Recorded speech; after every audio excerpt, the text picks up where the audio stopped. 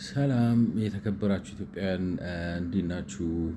ካሜራውን አላብራውትም ነበር ላብራውና እንዴት ናችሁ? ማቲያስ ነኝ። ይሄ ጊር በሚል ተከታታይ የማቀርብላችሁ 43ኛው ቪዲዮ ነው። ዛሬ እንግዲህ በፈረንጆች ቀኑ ሰፕተምበር 30 ነው። 42ኛው ቪዲዮ ላይ ይሄንን ግራፍ እያየነው ነበር እና እንግዲህ ግራፉ የሚያሳየው ምንድነው? ዓለም ባንክ ነው ያስቀመጠው። የሚለው ምንድነው? ቤንችማርክ ፕራይስስ ፎር ሬዚደንሻል ላንድ ኢን አዲስ አበባ፣ በቀይ ያለው የአዲስ አበባ ነው ይላል።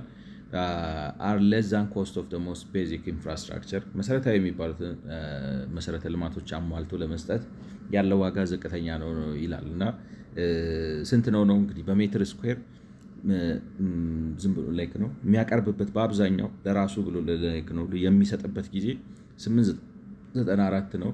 ግን ጥርጊያ መንገድ ሰርቶ ኮረኮንች አፍስሶ ምናምን ብሎ የሆነ ደረጃ ላይ አድርሶ መንገዱን ቢሰጠው የሚያወጣው በሜትር ስኩዌር 1003 ብር ነበር። አስፓልት ቢያስገባበት በሜትር ስኩዌር 1079 ብር ይፈጅበታል። ስታያቸው ትንንሽ ዋጋዎች ናቸው። ነገር ግን መሬቱን ሲያጫርተው ዝቅተኛ የሚያጫርብትበት ዋጋ 1211 ብር ነው። በጣም ዝቅተኛ የሆነ ቦታ ላይ መሬት አጫርቶ ዝቅተኛ የሚያገኘው ፕራይስ 1211 ብር ነው።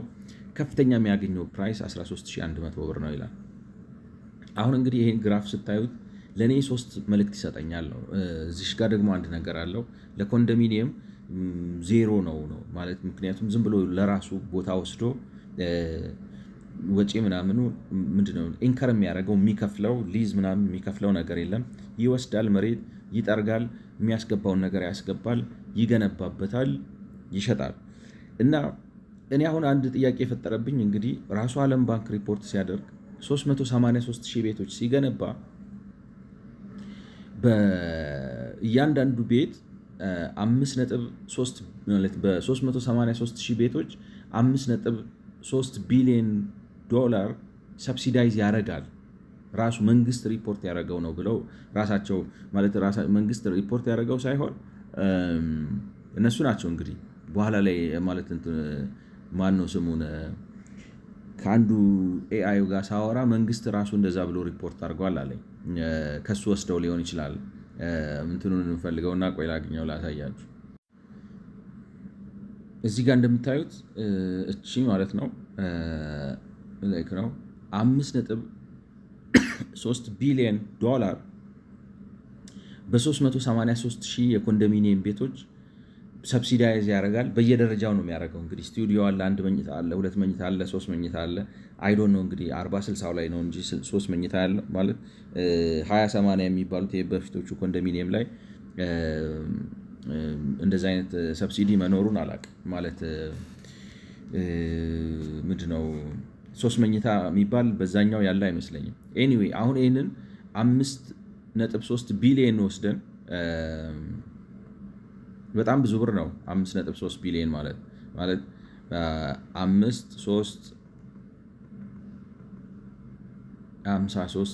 ሳይሆን 5 ቢሊዮን 300 ሚሊዮን ማለት ነው። ይሄንን ሌት ሰይ ባለፈው ማለት ይሄ እንትኑ ሳይመጣ በፊት 2022 ምናምን አካባቢ በነበረው ዲቫሉዌሽኑ ሳይመጣ በፊት በነበረው በ50 ብር እናባዛው። ይሄ እንግዲህ ስንት ይመጣል መሰላችሁ? 265 ቢሊዮን ብር ይመጣል ማለት ነው። 265 ቢሊዮን ብር ስታካፍሉት በ383 ሺህ ማለት 260 በ50 ብር አድርጋችሁት ማለት ነው። 50 ብር ዶላሩ በነበረበት ጊዜ አድርጌው 5.3 ቢሊዮኑን በ50 ብር ስታባዙት 265 ቢሊዮን ይመጣል። 265 ቢሊዮን ይመጣል።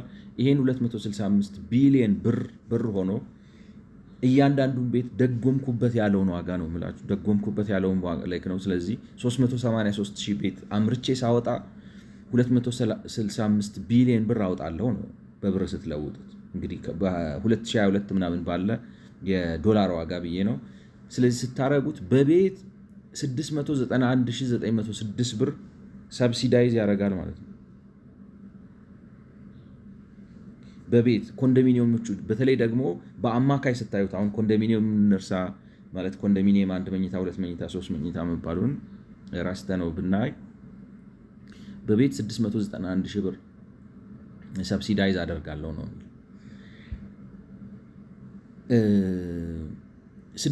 በቤት 691 ሺህ ብር ሰብሲዳይዝ ካረገ እኔ ካልተሳሳት 691 ሺህ ብር ሰብሲዳይዝ ካረገ እያንዳንዱን ቤት በነፃ ነው ነበር መስጠት የነበረበት። ለምንድን ነው መሰላችሁ? በካሬ ሜትር አንድ ቤት ለመገንባት ስንት ይፈጃል ስንል በከተማ ውስጥ ራሱ ላይክ ነው በእንትን በማን ነው ስሙ በኤክስፔንሲቭ በተባለበት ደረጃ ራሱ 30 ሺህ ብር ነው በካሬ ሜትር ቤቶቹን ለማልማት ላይክ ነው የሚቀርቡት ለሽያጭ የሚቀርቡት በካሬ ሜትር 30 ሺህ ብር ይሏቸዋል ነው በካሬ ሜትር። 30 ሺህን እንግዲህ በ35 እናባዛው 30 ሺህ ምክንያቱም ስቱዲዮ ማለት 35 ስኩዌር ሜትር 1,500,000 ይመጣል። በእንትን ብናረገው ራሱ ነው የምላችሁ ላይክ ነው በከተማ ውስጥ ባሉት ውድ በሚባሉት ቤቶች ኮንዶሚኒየም ተሰርቶ እንደዚህ ራሱ ይሄ ራሱ አሁን ባለው ዋጋ ይመጣ አይመስለኝም። ምክንያቱም ስንት ነጭቼ የምታክል ቦታ 800 ሺህ ብር ምናምን ሲሉ ሰምቻለሁ መሰለኝ።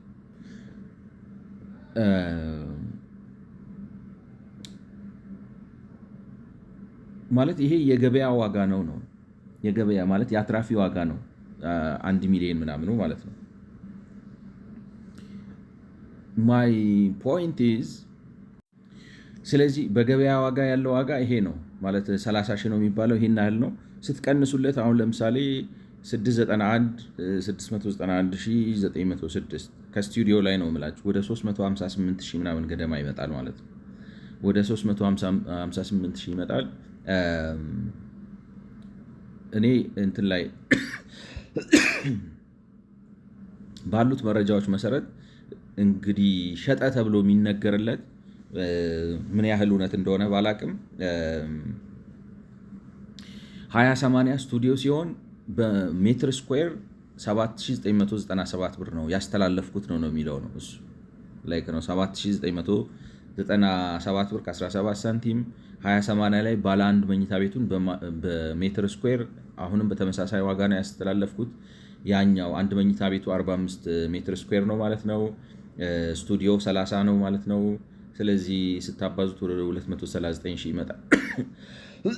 ስለዚህ መንግስት ሰብሲዳይዝ አድርግ ያለው ብሎ የሚለው እንደኔ ነው ማለት ስታዩት የሚመስለው ሰብሲዲ እኔ የምረዳው ምንድን ነው ቤቱን ለመስራት የሚያስፈልገኝ የነበረው ይሄን ያህል ብር ነው። ለምሳሌ በእያንዳንዱ ቤት በአቨሬጅ 691 ሺህ ብር አድርግ ያለው ሲል ይሄኛውን አሁን ለምሳሌ ስቱዲዮን ያስተላለፈበት ዋጋ አሁን 691,906 እያንዳንዱን ቤት ይህንን ያህል ሰብሲዳይዝ አድርግ ያለው። ስለዚህ ይሄ ቤት ለምሳሌ አሁን ይሄ ስቱዲዮ የሆነው 20/80 ላይ ያለውን 239 ሺህ ክሎስ ቱ 240 ሺህ ብር ሳስተላልፈው 691 ሺህ ብር ከኔ ሸፍኜ ነው ያስተላለፍኩት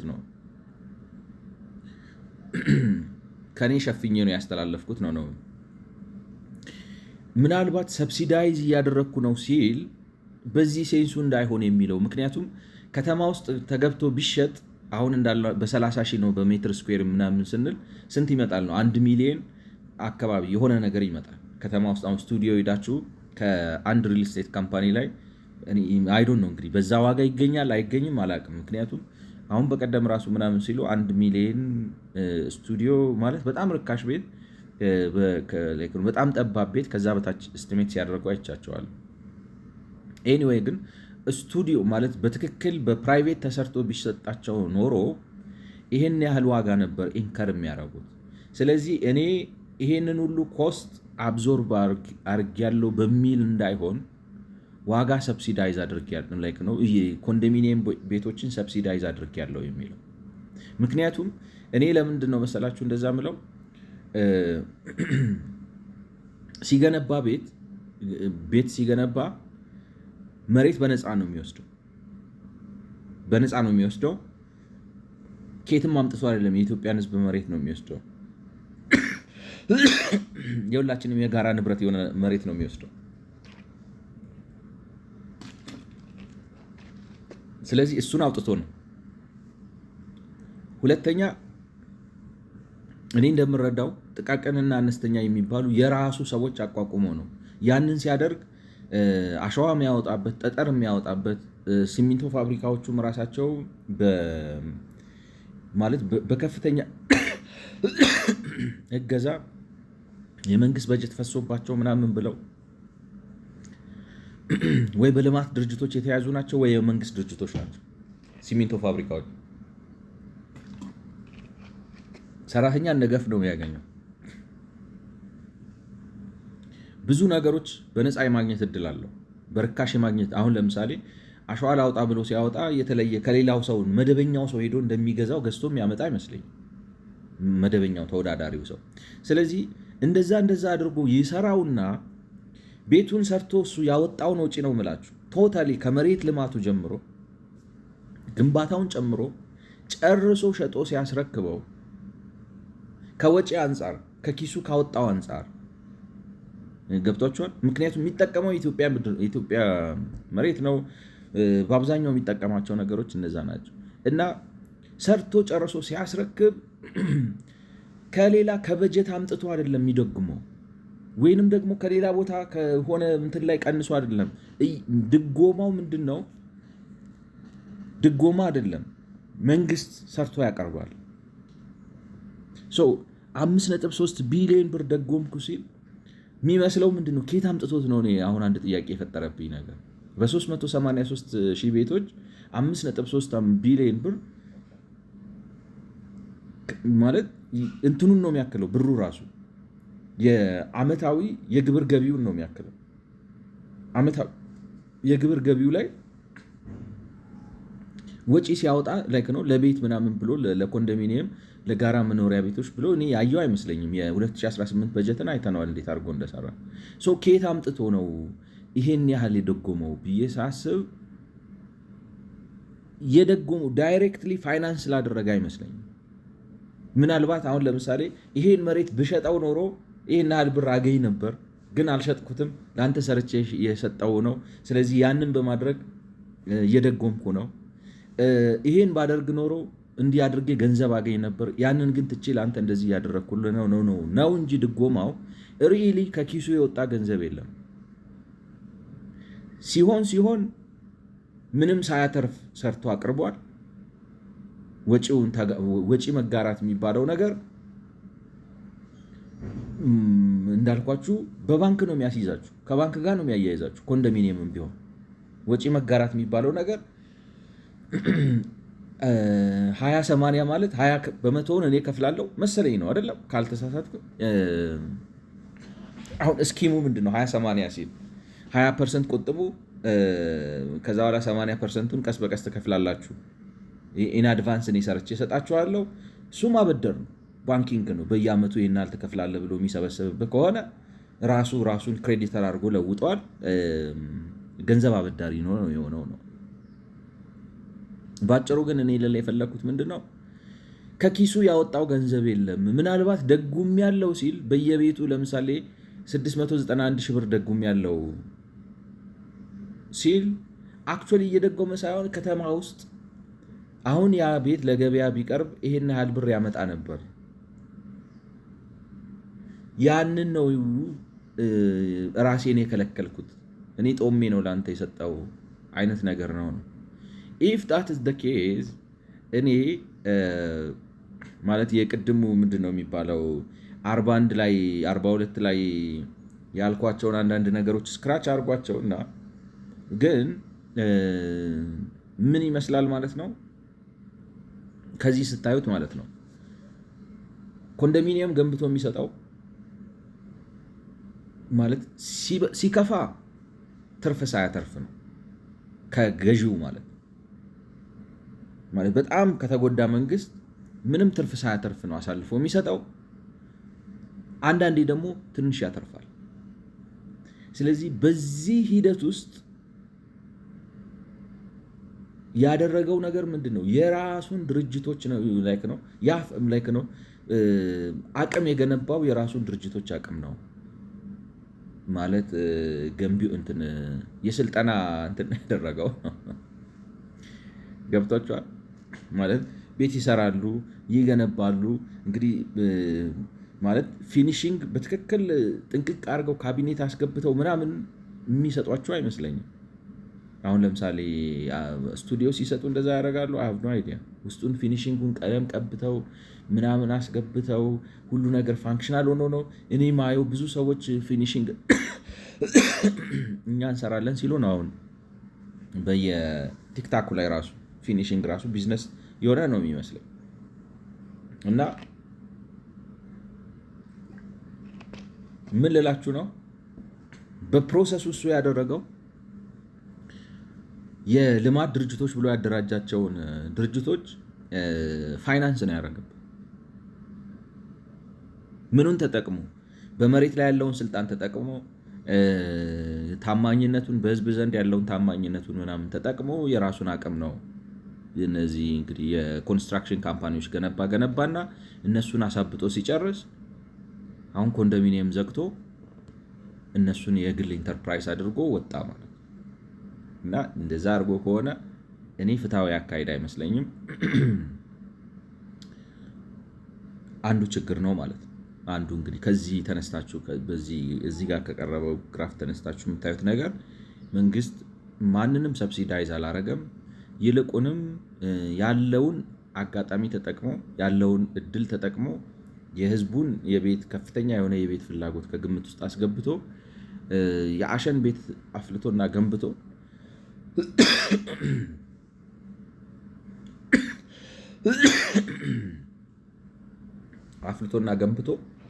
በዚህ ግንባታ ሂደት የፈሰሰው ብር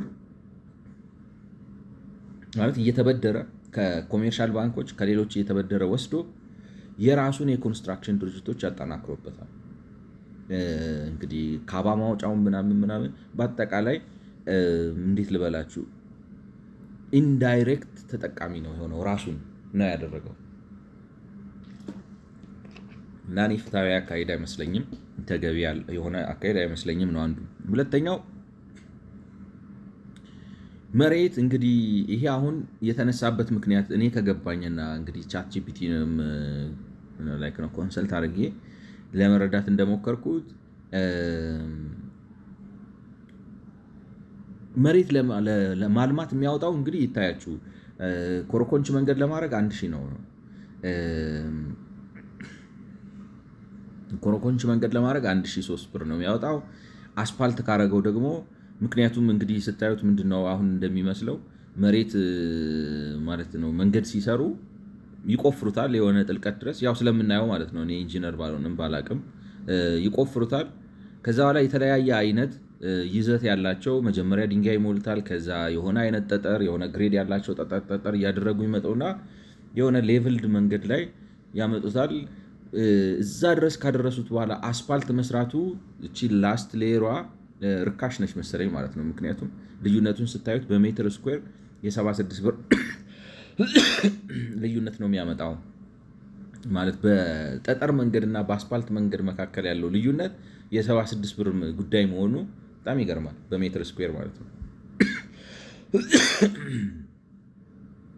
እና ይሄ ዴታ ልክ ነው ብለን ተቀብለን ጠጠር መንገድ ለማድረግ 1003 ብር፣ አስፋልት ፈሰስ ለማድረግ 1079 ብር ይሆናል ማለት ነው። አሁን እንግዲህ ጉዳዩ እኔ አስፓልት አስገብቶ በየመንደሩ ማለት ነው አስፓልት አስገብቶ ቦይ ቀዶ ምናምን የሚሰሩትን ስራዎች ወስዶ ለጨረታ ያቀረበበት አጋጣሚ እኔ እንጃ። እኔ መሬት ተጫርቼ ወይም የተጫረተ ማቀው ሰው ባይኖር ማቀው ሰው ሊኖር ይችላል፣ ግን ፊዚካሊ ሄጄ አይቼ ምናምን አላቅም። ስለዚህ አስፓልት የሆነ ቦታ አጫርቶ ይሸጣል። አይመስለኝም። ግን የሚያስወጣው ወጪ ይሄ ነው። ነገር ግን በአብዛኛው ለምሳሌ ለእንትኖች ማለት ነው እንደሚመስለው በአብዛኛው መሬት የሚሰጥበት ዋጋ 894 ነው በሜትር ስኩዌር። ለማን አጫርቶ ሲሸጥ አይደለም፣ አጫርቶ ሲሸጥ አይደለም።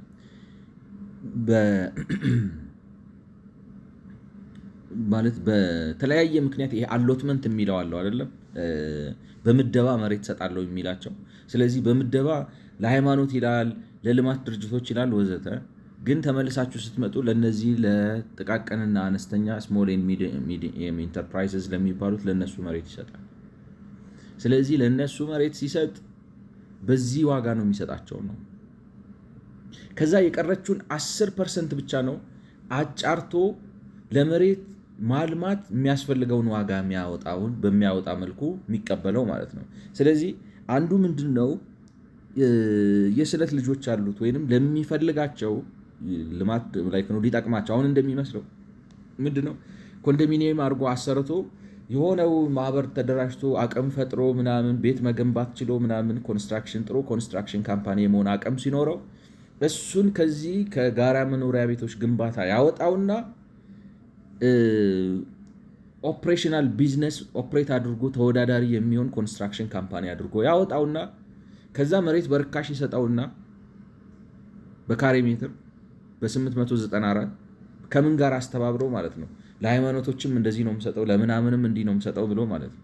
በካሬ ሜትር 894 ብር በጣም ርካሽ ነው። ምክንያቱም በ100 ብር ብታረጉት 100 ካሬ ሜትር ለማግኘት በ100 ብታባዙት ይሄን 89 ሺህ ብር ነው የሚመጣው። 89400 በ200 ካሬ ሜትር ብታረጉት 180 ሺህ። በአብዛኛው ሰው በጣም ደስ ብሎት እንደዚህ አይነት መሬት ቢያገኝ ደስ ብሎት የሚገዛበት ዋጋ ነው።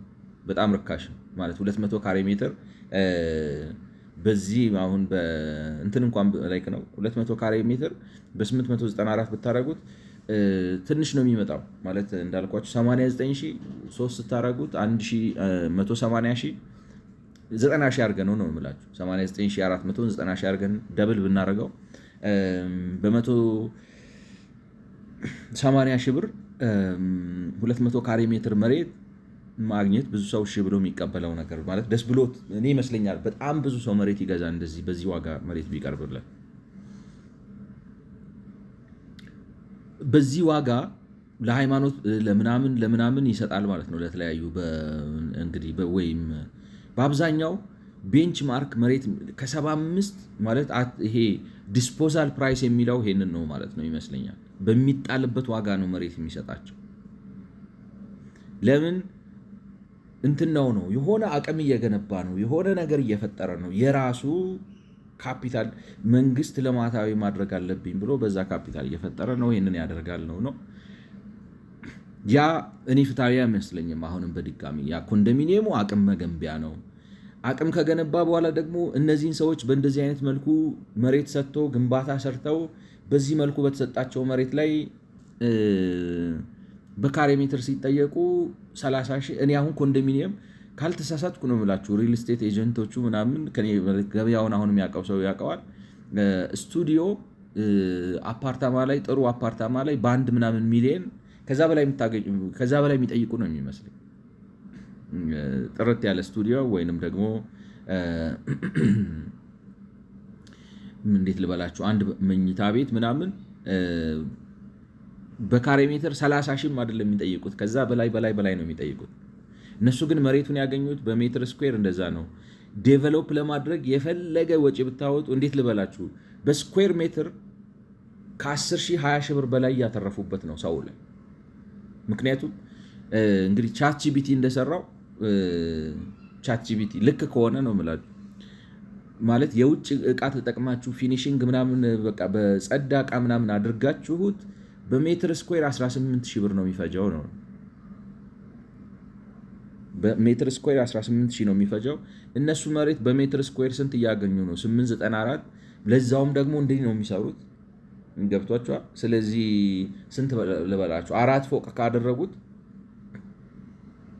የሜትር ስኩዌር ወጪያቸውን በ4 ታካፍሉላቸዋላችሁ። ስለዚህ ይህን 1000 እንኳን ብናደርገው 250 ብር ነው የሚመጣው። it doesn't make any difference። እነሱ እርግጠኛ ነኝ በካሬ ሜትር ከ30 ሺህ ምናምን በላይ ነው ካሬ ሜትር 12 ሺህ ብር እያተረፉበት ነው። ይሄ እድል የሚሰጣቸው ሰዎች አንፌርሊ ነው ይህንን እድል የሚያገኙት። በገበያ ዋጋ መንግስት አጫርቶ በሚሰጠው ዋጋ አግኝተውት አይደለም።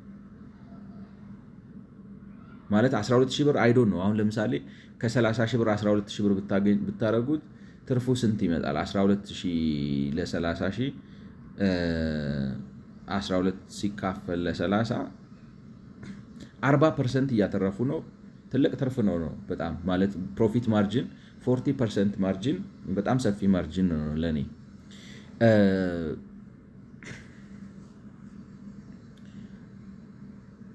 ልክ አይደለም ነው አንዱ ልክ ነው የሚጠቅማቸው አላግባብ የሚጠቅማቸው ሰዎች አሉ።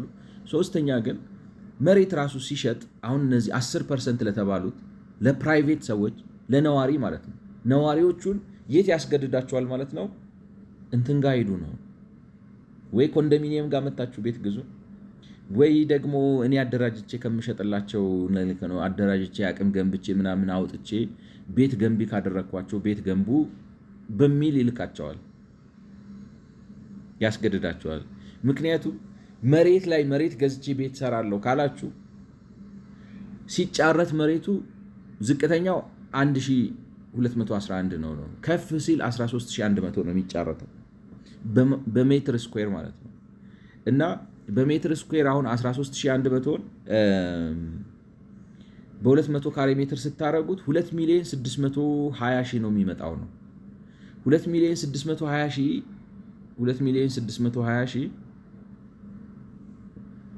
200 ካሬ ሜትር 200 ካሬ ሜትር እንኳን አይሰጥም፣ 100 ምናምን ነው የሚያደርገው። ግን ዝም ብለን ለእንትን 200 ካሬ ሜትር እናድርገው 2,620,000 ነው። እዚህ ላይ ግን አስፓልት አስገብቶበት መንገድ ሰፈሩን ማለት ነው አስፓልት እስከ ላይክ ነው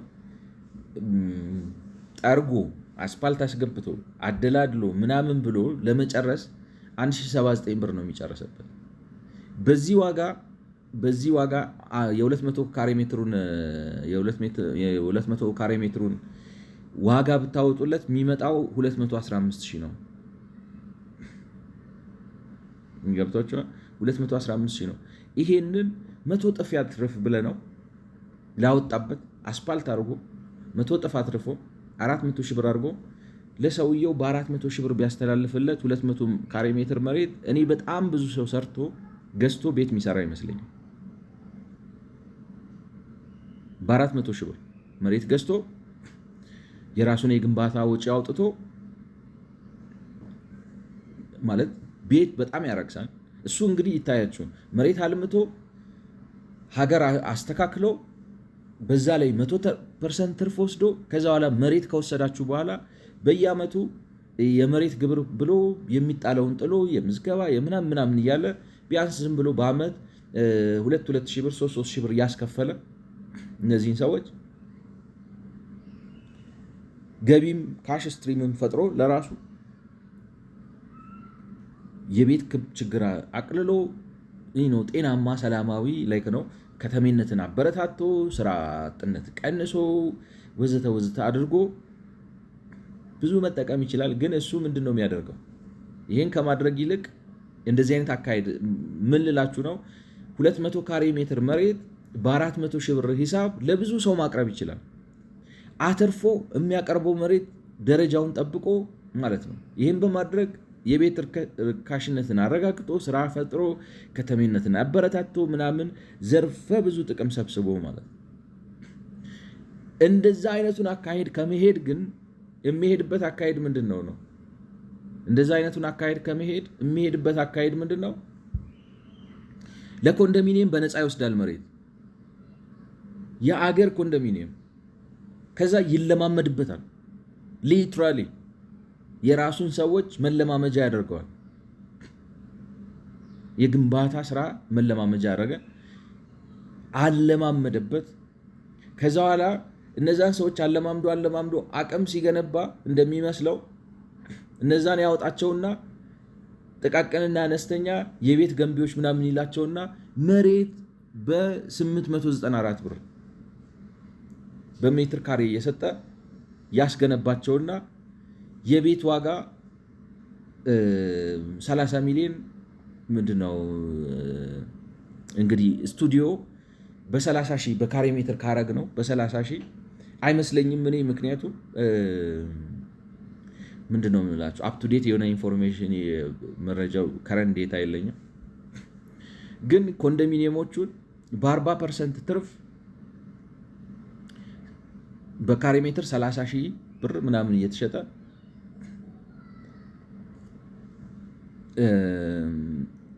ውድ ቤት ያስወድዳል። እነሱን ለማጠናከር የእነሱን ካፒታል ሰው ደግሞ እነሱን ትቶ በራሱ መሬት እየገዛ ቤት እንዳይሰራ ማለት እኔ እስከማውቀው ጥርጊያ መንገድ ያደርግ ይሆናል እንጂ አስፓልት አስገብቶ ምናምን አደላድሎ የሚሰጥ አይመስለኝም። እስከ 13100 ብር በካሬ ሜትር ይሸጣል። ስለዚህ በግሌ ቤት ልስራ ብላችሁ ስትነሱ የመሬቱ ዋጋ ራሱ 200 ካሬ ሜትር እጫረታለሁ ስትሉ 2.8 ሚሊዮን ምናምን ይላችኋል፣ 2.6 ሚሊዮን ምናምን ይላችኋል። ስለዚህ በጣም ስለሚወደድ አብዛኛዎቹ ሰዎች ይህንን 2.6 ሚሊዮን መግዛት አይችሉም። ስለዚህ ምን ያደርጋሉ? ኢንፎርማል ይገባሉ። ኢንፎርማል ገብተው በዛ ሲያደርጉ ደግሞ በዛ ሄደው የሚያገኙትን ሰዎች ማንን ይጠቅማል ማለት ህብረተሰቡን ለጉበኛ ያጋልጠዋል፣ ለሪስክ አጓጉል። አሁን ለምሳሌ ሲጨንቃችሁ በቃ ማለት እግዚአብሔር ያረገኝን ያርገኝ ብላችሁ የሆነ የገበሬ መሬት ብር ትገዛላችሁ። ከዛ በኋላ ያንን ነገር ወደ ሊዝ ለማስገባት ደጅ ትጠናላችሁ የመንግስት ሹመኛ ካይዳችሁ እና ነገሩን ስታዩት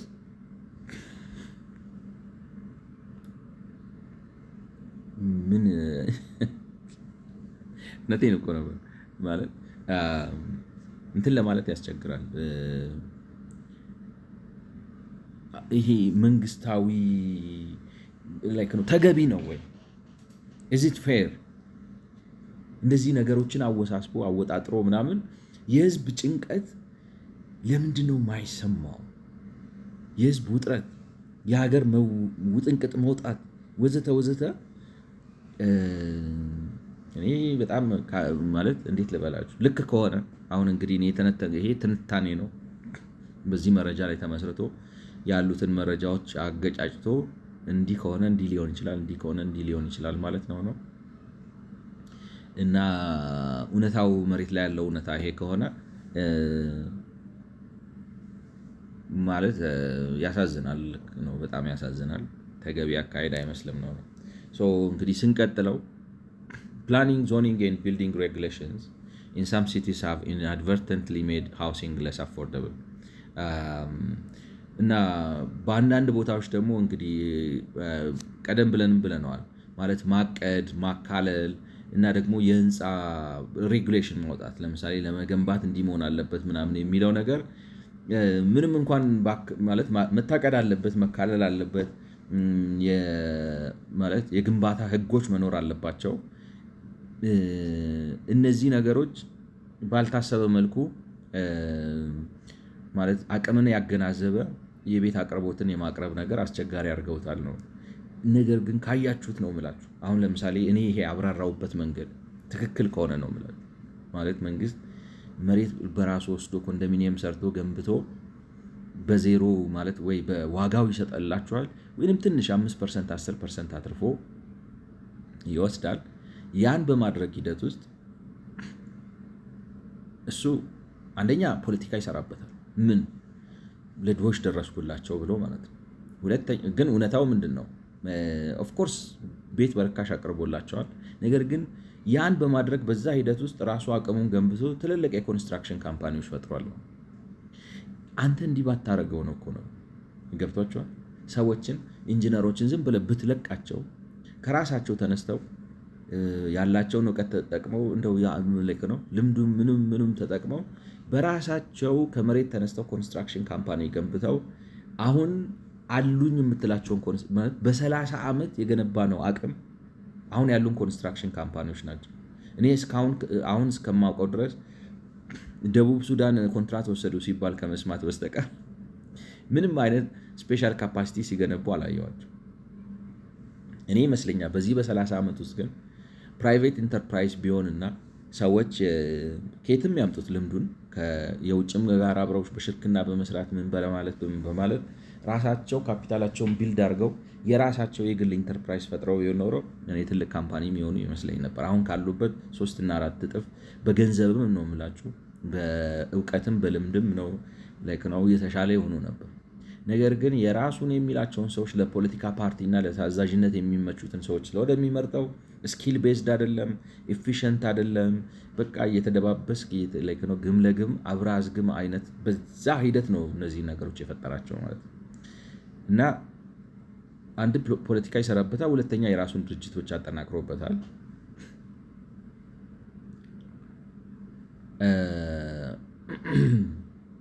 ምን ልል ነበረ? ሀሳቤ ተበተነብኝ። ኤኒዌይ እንደዛ አድርጎ ራሱን አጠናክሮበታል፣ ቤት አስወድዶበታል። ዜጎች በትክክለኛ ዋጋ መሬት አግኝተው በራሳቸው መንገድ ቤት እንዳይሰሩ በር ዘግቶባቸዋል፣ ወዘተ ወዘተ። እና ምን ልላችሁ ነው? ነው ሀሳቤን አገኘሁት። እነዚህ ነገሮች በማድረግ ራሱ ማለት ሊፈታ የማይችል ምላችሁ ይሄን አይነት መንግስትና ይሄን አይነት መንግስታዊ አሰራር እስካለ ድረስ ምንድነው አቅምን ያገናዘበ የቤት አቅርቦት ሊኖር አይችልም። ሆን ብሎ አርቲፊሻል የሆኑ እጥረቶች ፈጥሯል። አርቲፊሻል የሆኑ ውድነቶች ፈጥሯል። ነገሮቹን ሆን ብሎ አበላሽቷቸዋል። ለምን?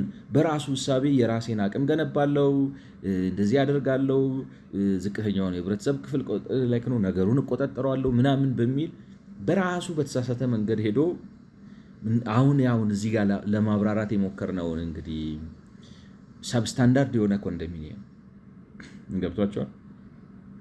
ሊፍት አሁን ኤሌቬተር የለው 12ኛ ፎቅ ላይ አውጥቶ ሰዎች እንደዚህ አድርጎ ቤት አከራይ ሰርቶ ዋጋቸውን ያለ ልክ አስወድዶ ምናምን ብሎ የሀገር ነገር ችግር ፈጥሯል። ስለዚህ ሬጉሌሽን ምናምን ምንድነው ምን ልበላችሁ፣ ስንቱ ነገሩ ጥንቅጥ በወጣበት ሁኔታ ደንቦች የሚያደርጉት የግንባታ መርህን መከተልና አለመከተል አቅምን ያገናዘበ የቤትን ግንባታ ችግር አድርጎታል። አቅርቦት አሳጥሮታል። ወይንም አቅርቦትን ያገናዘበ ቤት የመኖሩን ጉዳይ ለአደጋ አጋልጦታል ብሎ ማለት እንዴት ልበላችሁ ነው። በጣም ትልቅ ችግር ፈጥረሃል እኮ በቃ እዛ ጋር 80% 90% የሚሆነው ሆን ተብሎ የተፈጠረ ምናልባትም ከሆኑ ነው ጥንታዊ መጽሐፍት ምናምን ላይ የተኮረጀ መጥፎ ኩረጃ ማለት ነው። አንዳንዴ ጎበዝ ተማሪ ኮረጃለሁ ብላችሁ ገብቷችኋል። እሱ ክሮኖሎጂካል ኦርደሩን ካገላበጠው አሁን ምንድነው የሚባለው? ምን ልበላችሁ ብቻ ከሱ ኮረጃለሁ ብላችሁ ከጎበዝ ተማሪ ኮረጃለሁ ብላችሁ ነገርየውን ገልብጣችሁ ከኮረጃችሁት ገደል ገባችሁ ማለት ነው። እና ከሆነ ቦታ ከሆነ ውትፍትፍ ውስጥ አውጥተው ማለት ነው አውዱን ሳይረዱ ምን ሲባል ነው ፀጉር ያስቸግረኝ ማለት ከሆነ ውትፍትፍ ውስጥ የሆነ ነገር አውጥተው መጥተው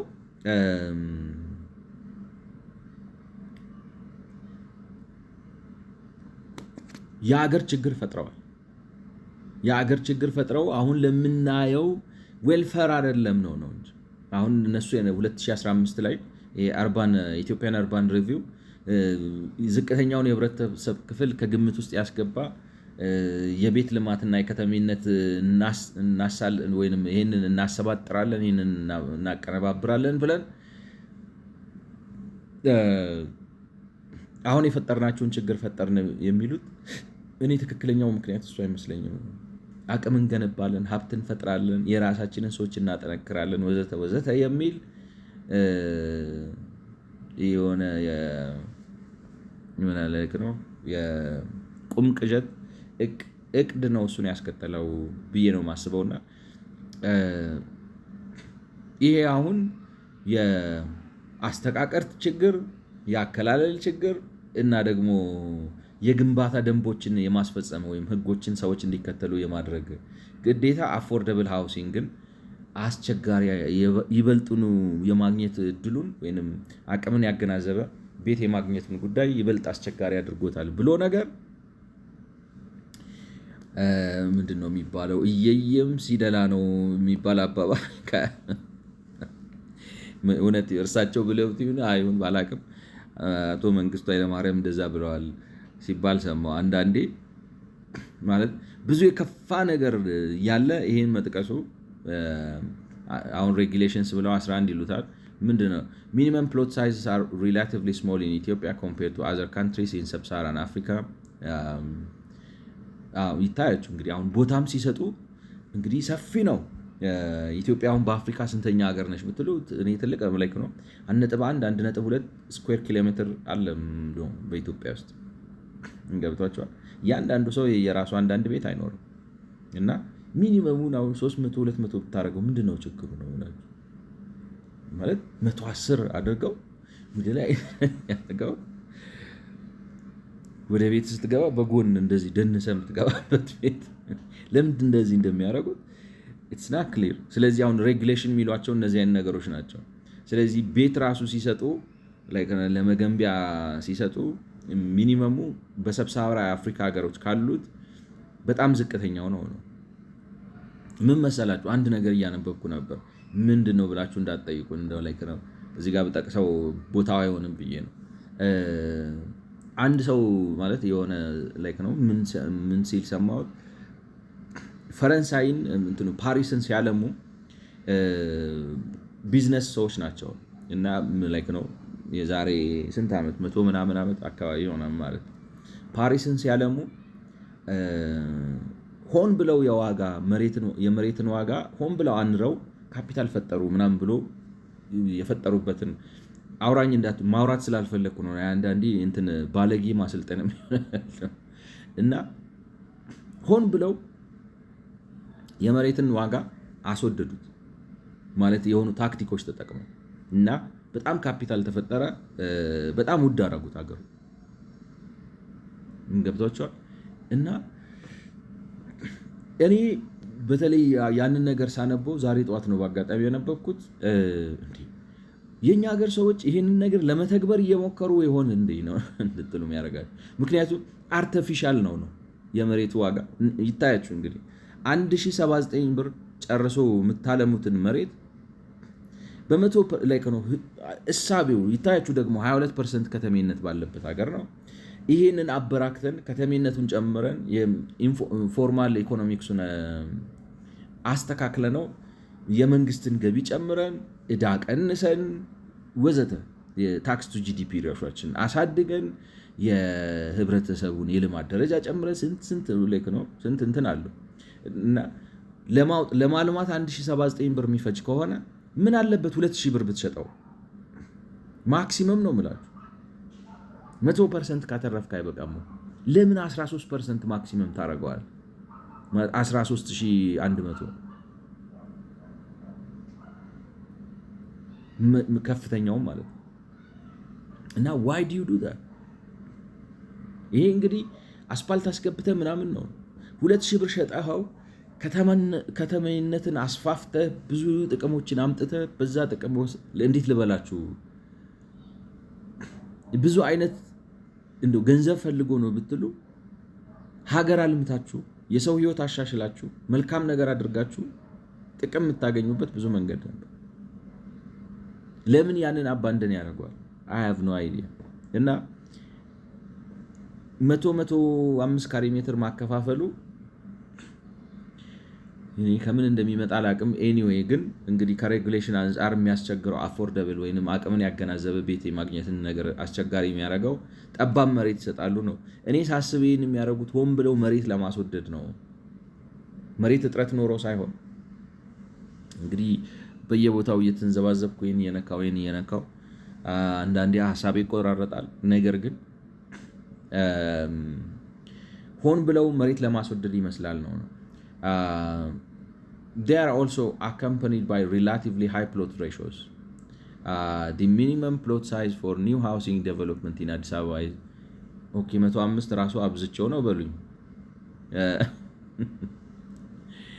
ማለት በአዲስ አበባ ትንሹ ቤት መስሪያ ቦታ መንግስት የሚሰጣችሁ 75 ሜትር ስኩዌር ነው። ምን ይሁን ነው? All housing units and housing with proportional title deeds may have plot sizes of less than አንዳንዴም ደግሞ ከ75 ሜትር ስኩዌር በታች ያለው ቦታ ያላቸው ሰዎች አሉ። The frontage requirement for new housing is minimum of 7 meter. መቀሌ the minimum and maximum plot size are of for a residence are አሁን መቀሌ እንግዲህ 140 እና 500 ሜትር ስኩዌር ድረስ ነው respectively. However, in a recent developed corporation house, the plot size given to each household is 74. The directive of 2015 sets minimum frontage of 7 meter and 10 meter for 1 to 3 and 4 and above story buildings. ማለት እንግዲህ ቤት ከገነባችሁ በኋላ ፊት ያላችሁ ላይክ ነው ለ7 ሜትር minimum 7 meter housing is a minimum 7 like requirements for new housing. The frontage 7 meter በዛብኝ frontage. The frontage, what's the frontage? በቻት ጂፒቲ ነው እንግዲህ። ኦኬ አንተ ደግሞ ወደ ጎን ላይ ከረው እንትና ፖርትሬት አይሆንም ላንድስኬፕ አይሆንም ብራዘር።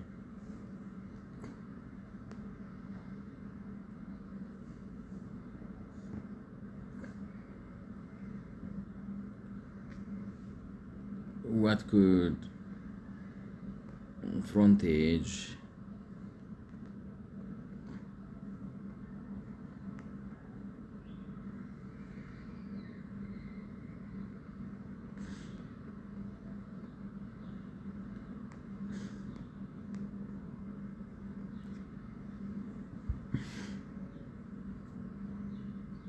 the length of the property that directly borders a street, road or public. So when the frontage requirement, each new building must have at least 7 meters of its boundary.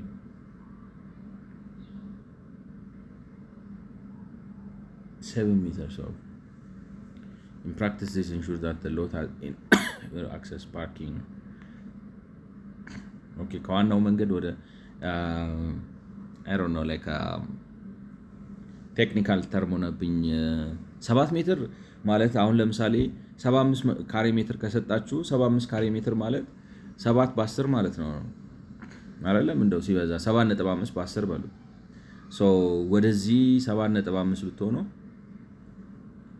ወደዚህ 10 ሜትር ስትሆኑ ነው 7.5 እና ጠባብ ነው። እዚህ ላይ 10 ሜትር ቤቱን ስታሳረፉት ግጥም ነው የሚለው። እኔ ፍሮንቴጅ የመሰለኝ ከቤታችሁ ግርግዳ የመጨረሻውን ለምሳሌ ፍሮንት አላል በረንዳ የሚባለው ከበረንዳ አንስታችሁ እስከ አጥሩ ድረስ 7 ሜትር ይሁን ካለ እንዴት አድርጎ ይመጣል ነው። ምክንያቱም 3 ሜትር ላይ የሚያርፍ ቤት የለም። ይሄኛው 3 ሜትር አርጋችሁት ይሄኛውን 7 ሜትር ልታረጉት ነው፣ አይመጣም።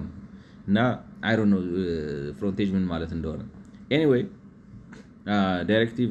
ስለዚህ አንዱ እንግዲህ የሚያነሱት ጉዳይ ዋቴቨር እኔ ቴክኒካል ነገሩ አልገባኝም ነው። እና አሁን ደግሞ ቁጭ ብዬ እሱን ስክሩትናይዝ አደርግ ሰዓቱ ይበራል። እና ሬጉሌሽንስ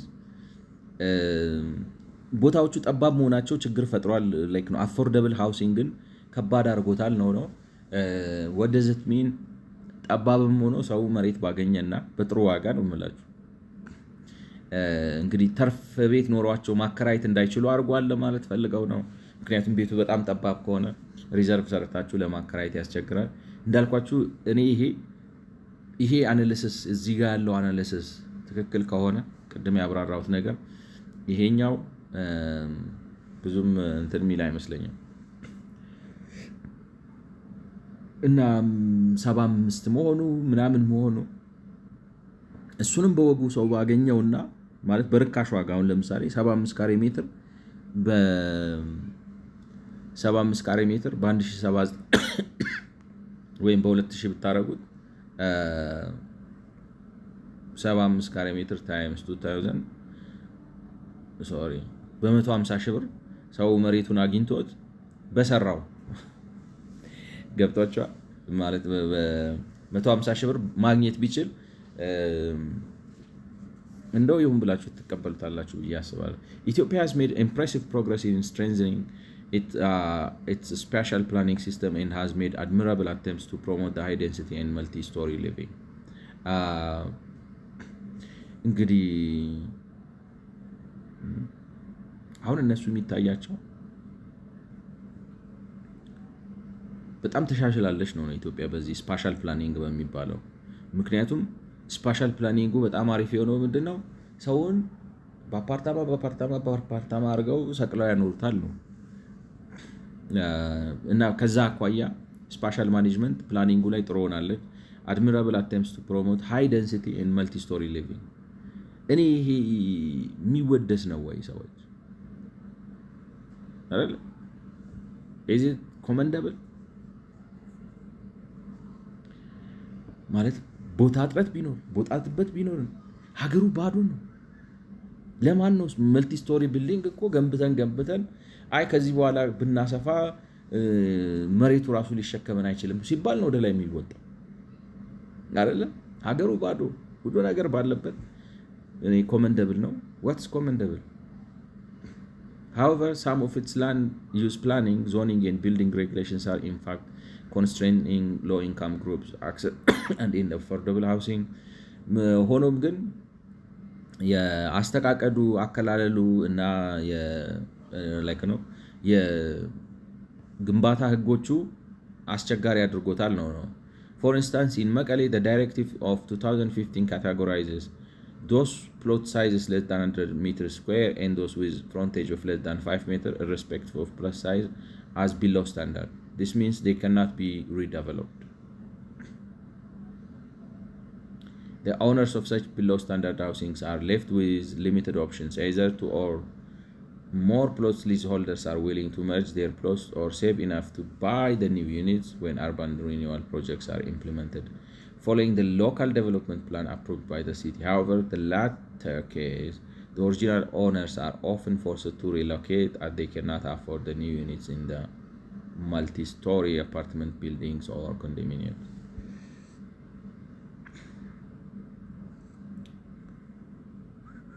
Those with frontage are less than 5 meters.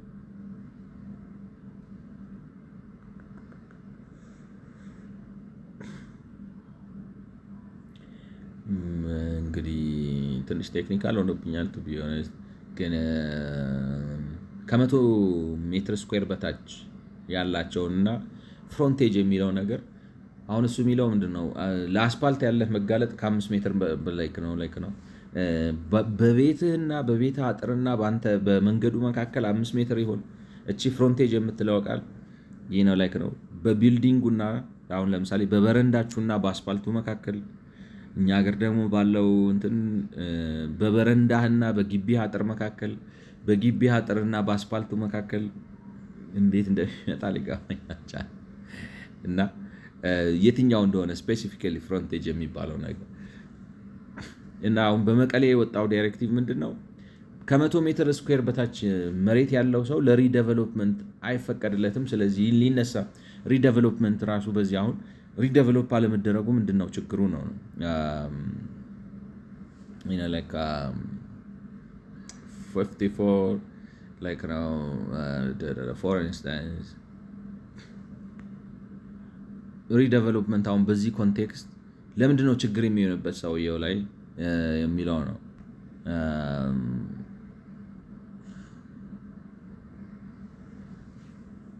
What does redevelopment means in the above context?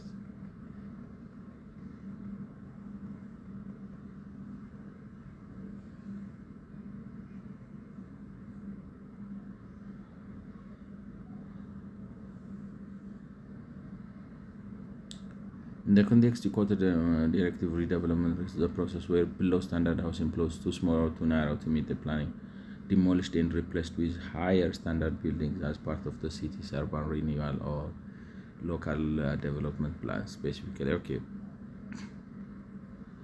Construction of new housing.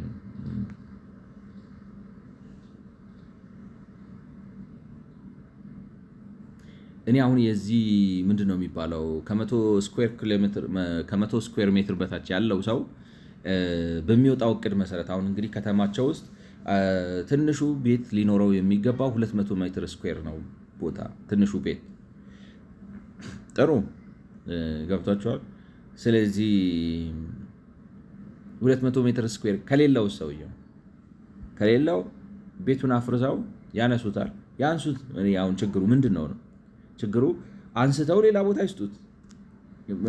ተጠጋግተው ከሆነ የተቀመጡትና ከመቶ ስኩዌር መታች ከሆኑ ቤቶቹ እዚህ አካባቢ በፕላናችን መሰረት 200 ሜትር ስኩዌር ያለው ቤት ነው የምንፈቅደው ምናምን ካሉ እናንተ ግን እንደዚህ ሊሆን አይችልም ካላችሁና ሰውየው የሚነሳ ከሆነ ተለዋጭ መሬት ሰጥተው የቤቱን ዋጋ ከፍለው ሪኮንስትራክት አድርገው ሌላ ቦታ ያስቀምጡት።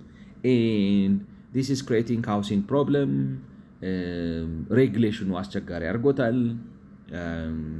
ማለት ሰዎቹ ተንገላቱ። ከመቶ ላይ ነው ለምን እንደዚህ ይባላሉ ወዘተ። እሱ የፌርነስ ጥያቄ ነው የሚሆነው። እንዴት ልበላችሁ? አሁን አንዳንዴ ውትፍትፍትፍ እንዴት ልበላችሁ? አሁን ለምሳሌ አፍንጮ በር ወይ ፒያሳ የተነሱት ሰዎች የነበረባቸው የቦታ መጨናነቅ ቦታው ሰዎች መነሳታቸው ምናልባት ተገቢ ነው ሊያስብል ይችላል። የሚያከራክረው ምንድን ነው? ሲነሱ ግን የቦታውን ቫልዩ አርን ሊያደርጉት ይገባቸዋል።